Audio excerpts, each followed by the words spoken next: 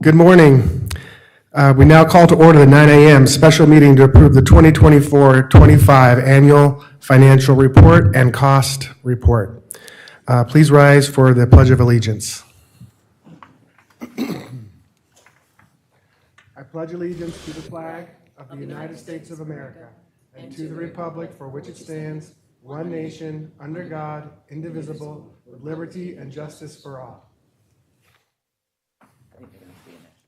And we don't have the national today. Okay, roll call. Cheryl Massero. Sally Hunt. Richie Chong. Will Furry. Colin Conklin by phone. LaShaka Moore. Okay, do we have any changes to the agenda? I do not have any. Okay, so we'll move on to board action item 3.01. We have presenter Chief Financial Officer, Ms. Patty Warmick. Thank you. Good morning, Chairman Furry, board members, and Superintendent Moore. I'm here to present the annual financial report for the school district for the fiscal year ending June 30th, 2024. Along with this is the cost report as well. There are no documents to upload to the cost report. It is an electronic document that is submitted directly to DOE, and that is the same every fiscal year. We have two documents on board docs. Both of these comprise our annual financial report, or the AFR. It is about 200 pages of information, and I will summarize it for you in about 5 minutes.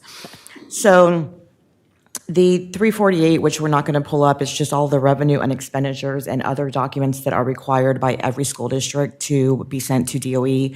The 145 is basically what we see every year as we talk about our budget, which is a fund-by-fund basis document. And what I have pulled up for you now is the 145. This is a summary of our major funds that we report, which is similar to what you have seen in the budget that we just went through the past 2 months. The area of focus that I want to focus on is the general fund. As you know, that is our key operating fund. Through the budget, we had estimated that we would end up at about a $10 million fund balance. I am very happy to report that we have exceeded that in our final numbers. We were able to do that through working with our superintendent and Tammy York through our ESSER grants. We had several budget amendments that were approved by DOE subsequent to beginning our budget. And our total fund balance at June 30th, 2024 is $13,015,000. So we are very pleased at this result. The unassigned balance, which is what DOE calculates that whole percentage, the board policy is to be between 5 to 8% of next year's revenues. Our unassigned balance is at 9% of total revenues for next year.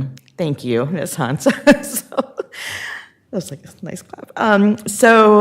We are in a good place right now. We were able to do this through the ESSER grants. Keep in mind those ESSER grants do obviously expire at the end of this month, but we are very fortunate to be able to utilize the grants to the full extent that we could by backfilling positions in our general fund that were allowed and approved by DOE.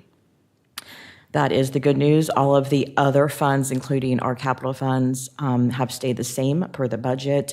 Our 1.5 mil ends at about $20 million of fund balance, and our sales tax and impact fees remain the same. So the big change is our general fund, and with that, that is all this work. that is the summary of all this work. So at this time, I will just need an approval, please, for acceptance of the AFR and the cost report. After approval, this will be uploaded to the DOE website. The deadline for all of this is tomorrow, September 11th. Okay, I need a motion to approve agenda item 3.01. I'll make a motion. I have a motion by Ms. Massaro, a second. Second. Second by Ms. Chong. Any discussion? Just my apologies for the clapping. I know we broke rules there. It's very exciting. I'll call the vote. All in favor, say aye. Aye. Aye. Aye. Opposed? Hearing none, it passes unanimously. Thank you, Ms. Wormack. Thank you. So we'll move on to public comment. Do we have anybody for public comment? Okay, so we'll close public comment. Board member comments. The only comment that I have is, Patty, is there any way to keep a tighter lid on where we are throughout the year? Because I'm concerned about bargaining. Because when we bargained this year, we were pretty clear that we were hurting. And we're certainly, I'm glad, trust me, I'm very happy we're not as hurting as much as we thought we were. Can we somehow improve that process? You know, I know there were changes, we lost our ESSER funds and those things happen. What is your suggestion?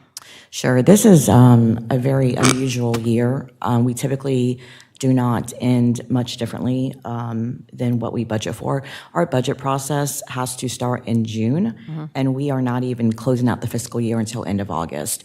The changes this year are mainly because of the ESSER grants, which will not occur again. Right. In talking with our superintendent, I have already contacted the union and let them know where we ended up and why we ended up versus what our budget was. So they are already aware of it and the reasons why.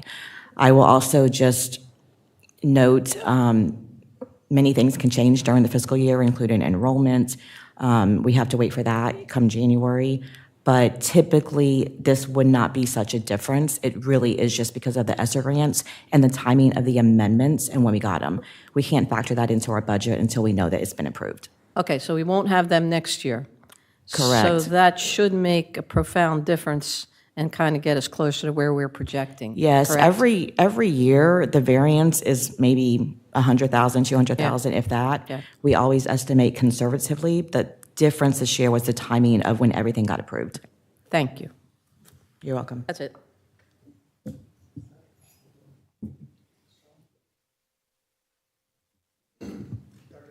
Dr. Conklin, do you have anything?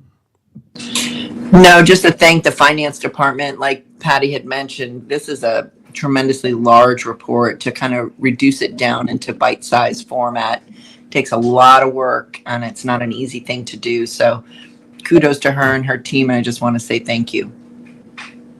Yes, I'd like to echo that as well. Thank you. Kudos to you, Ms. Wormack, and your team for putting this all together, and very pleased to hear the updates that you shared today. I would like to go back and just kind of address a little bit of Ms. Macero's comments. As the amendments were being approved, we always want to be extremely transparent with our stakeholders, including our union.